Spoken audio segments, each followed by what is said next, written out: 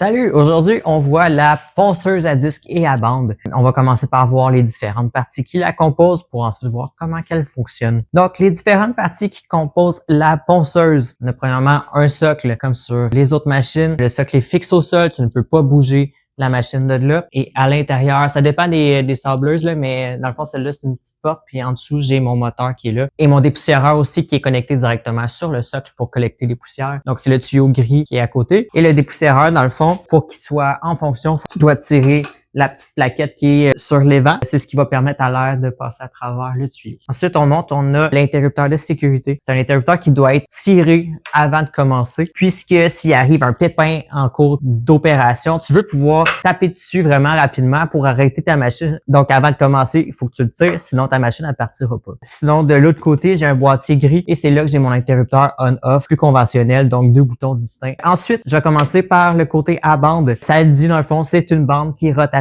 Elle va tourner. Elle est montée sur 2 rouleaux. Le rouleau du bas, c'est celui qui est monté directement sur le moteur. Et le rouleau du haut, c'est lui qui sert de tension au papier. Dans le fond, quand j'ai besoin de changer un papier, je dois relâcher la tension. Donc, je descends le rouleau pour sortir le papier. La roue menante qui est en bas, la roue menée qui est en haut. C'est le même principe. J'ai un capot de sécurité sur le dessus pour éviter que tu te mettes les doigts à la mauvaise place sur des pièces qui tournent. Ici, on a un plateau ou une table. C'est là-dessus, dans le fond, que tu vas pouvoir t'appuyer pour faire ton ponçage. Pour la bande ici, je peux la pivoter vers l'arrière au besoin. Si jamais on a besoin de s'en servir de cette façon-là, ça va être le TTP qui va le faire pour toi. Donc, tu n'as pas besoin de savoir comment. Et dans le fond, pour compléter avec la bande, je voulais te montrer, c'est le papier sablé qui est en bande, qui vient s'insérer sur le côté de ma machine. Pour ce qui est du disque, c'est un papier sablé qui est rond. Je te le montrerai après, mais sinon, sache que c'est ce côté-là. C'est le même principe. C'est rotatif, donc ça tourne. Et finalement, tu as un plateau sur lequel tu vas t'appuyer pour faire ton ponçage. Dans les deux cas, avec le plateau, les deux l'angle peut se corriger. D'emblée, on les met à 90 degrés par rapport au papier sablé. Ça se peut qu'on le modifie. Ça va être le TTP encore là qui va s'en occuper de le faire pour toi. Avant de s'en servir, on s'assure d'avoir notre équipement de sécurité, lunettes de sécurité, cheveux longs attachés, souliers fermés. Si tu as un coton ouaté avec des cordons, rentre les cordons dans ton chandail. Si tu as des bijoux, montres, colliers, bagues, tout ce qui pourrait être accrochant sur la ponceuse, on les retire avant de commencer. Je vais retirer ma montre. Quand une personne se sert de la ponceuse, on ne la dérange pas. C'est pas tout le monde qui a la même aisance avec les machines-outils. Donc, on laisse les gens se faire une bulle quand ils travaillent. On peut avoir une personne qui travaille sur la bande et une personne qui travaille sur le disque en même temps, mais c'est important de pas aller déranger ces personnes-là. Fonctionnement de la machine, sache que premièrement, c'est une machine pour faire de la finition. Si tu as beaucoup de matière à retirer, ce n'est pas la bonne machine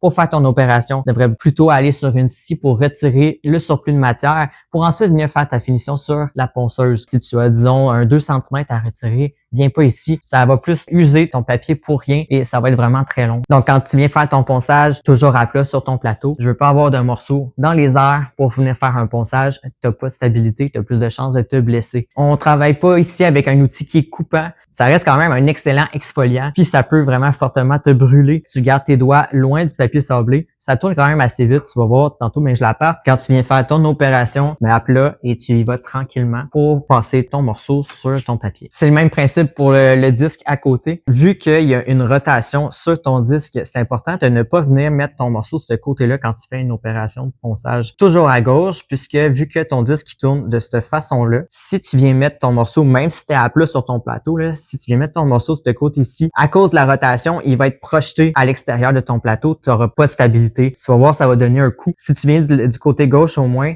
ton morceau va être entraîné vers le bas et tu vas augmenter ta stabilité en fait sur ton plateau. Jamais à droite, toujours à gauche. De toute façon, il y a un aide-mémoire avec le petit ruban. Donc, je suis rendu au moment de te faire une démonstration. Je vais mettre mes lunettes de sécurité et je vais partir ma machine. Donc, on se rappelle, avant de commencer une opération, tu veux jamais que ton morceau touche à ton outil. Donc, c'est le même principe. Tu veux pas que ton morceau soit en contact avec ton papier avant de partir ta machine. Et tu gardes toujours tes plateaux dégagés aussi. Donc, mon interrupteur, il est bien tiré. On y va.